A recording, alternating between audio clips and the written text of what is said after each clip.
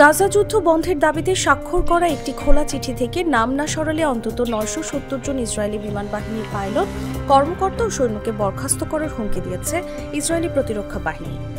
Israeli সংবাদ মাধ্যম হারেৎজও বুধবার এই তথ্য জানিয়েছে। হারেৎজের প্রতিবেদনে বলা হয়, সম্প্রতি বিমান বাহিনীর শীর্ষ কমান্ডার বরাবর গাজায় সামরিক অভিযানে আপত্তি ও এর সংঘাত বন্ধের দাবি জানিয়ে একটি চিঠি দেওয়া হয়। চিঠিতে নিয়মিত স্টাফদের পাশাপাশি রিজার্ভ পাইলট ও সেনা সদস্যদের স্বাক্ষর রয়েছে। তাদের অভিযোগ, গাজায় চলমান সামরিক আগ্রাসন ইসরায়েলের নিরাপত্তা নয়, রাজনৈতিক স্বার্থে পরিচালিত হচ্ছে। এরপর তাদের সাথে বিমান বাহিনীর জ্যেষ্ঠ কর্মকর্তারা যোগাযোগ করে বলেন, যেসব স্বাক্ষরকারী তালিকা থেকে নিজের নাম প্রত্যাহার করতে রাজি আছেন কেবল তারাই বাহিনীতে থাকবেন। তারপর মাত্র ২৫ জন স্বাক্ষরকারী নিজের নাম প্রত্যাহার করেছে। বাকিরা নিজেদের অবস্থানে অটল আছেন, বরং আরও ৮ জন নতুন করে স্বাক্ষর নেওয়ার অনুরোধ জানিয়েছেন। ইসরায়েলের বিরোধী দলীয় রাজনীতিবিদরাও বহুদিন ধরে দাবি করে আসছেন যে গাজা যুদ্ধের মূল উদ্দেশ্য প্রধানমন্ত্রী বেঞ্জামিন নেতানিয়াহুর ক্ষমতায় টিকে থাকা।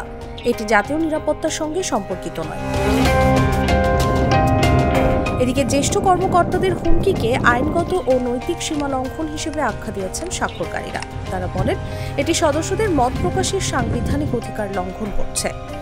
গত ১৮ মার্চ গাজায় নতুন করে হামলা শুরু করে ইসরায়েলি বাহিনী। এতে এখন পর্যন্ত প্রায় ১৫০০ জন নিহত ও ৩৭০০ জন আহত হয়েছেন।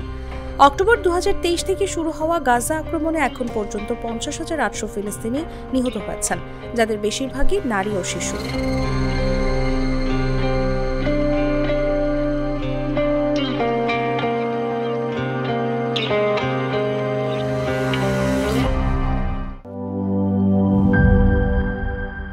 Enjoy the life, চলো উড়াই খুশি তুলে নিয়ে হাতে।